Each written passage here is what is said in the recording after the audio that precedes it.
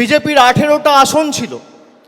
অহংকারের কারণে, বাংলার মানুষকে বঞ্চিত করার কারণে, লাঞ্ছিত করার কারণে, নিপীড়িত, অত্যাচারিত, শোষিত করার কারণে 18 থেকে তারা 12-এ নেমে এসছে। তারপরেও তাদের শিক্ষা হয়নি। এখনো পর্যন্ত গরিব মানুষের টাকা বন্ধ।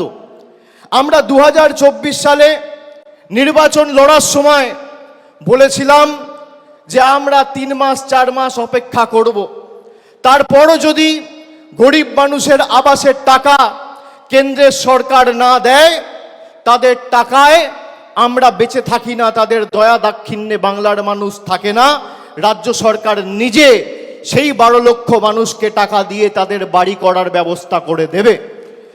রাজ্য সরকার কথা দিয়েছিলেন, আমাদের মুখ্যমন্ত্রী সেই কথা রেখেছেন।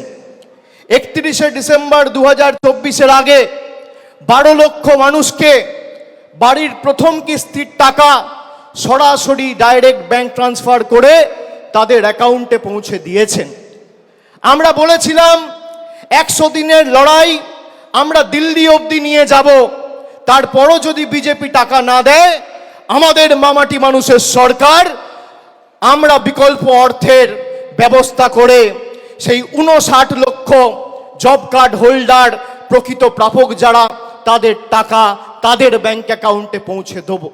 নির্বাচন ঘোষণা হওয়ার আগে কলকাতার রেড রোড থেকে মমতা বন্দ্যোপাধ্যায় ঘোষণা করেছিলেন যে আমরা এদের দয়া দাক্ষিণ্যে বেঁচে নেই।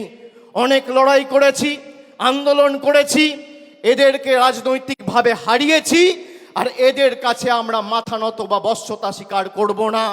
আমাদের মামাটি মানুষ সরকার এই 59 লক্ষ প্রকৃত প্রাপককে 100 দিনের টাকা তাদের ব্যাংক অ্যাকাউন্টে পৌঁছে দেবে।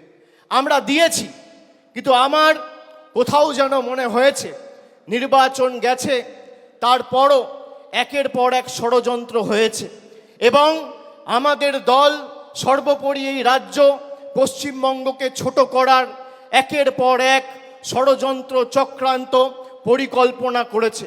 যত পরিকল্পনা হয়েছে তত এরা মুখ থুবড়ে পড়েছে। আপনারা দেখেছিলেন সন্দেশখালি থেকে শুরু করে, আরজিকর থেকে শুরু করে কিভাবে পশ্চিমবঙ্গকে সারা দেশের কাছে এরা ছোট করেছিল।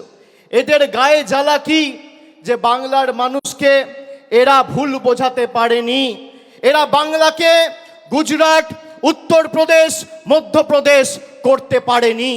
যতদিন আমরা আছি, তৃণমূল কংগ্রেসের লক্ষ লক্ষ কোটি কোটি কর্মী সমর্থকরা আছে, আমরা বুকের রক্ত দিয়ে বাংলাকে আগলে রাখবো।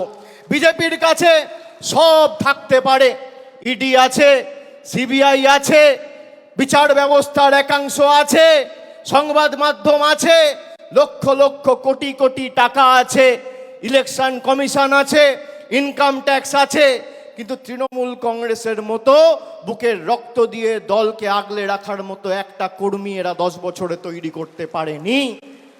এটাই আমাদের আর তাদের মধ্যে পার্থক্য।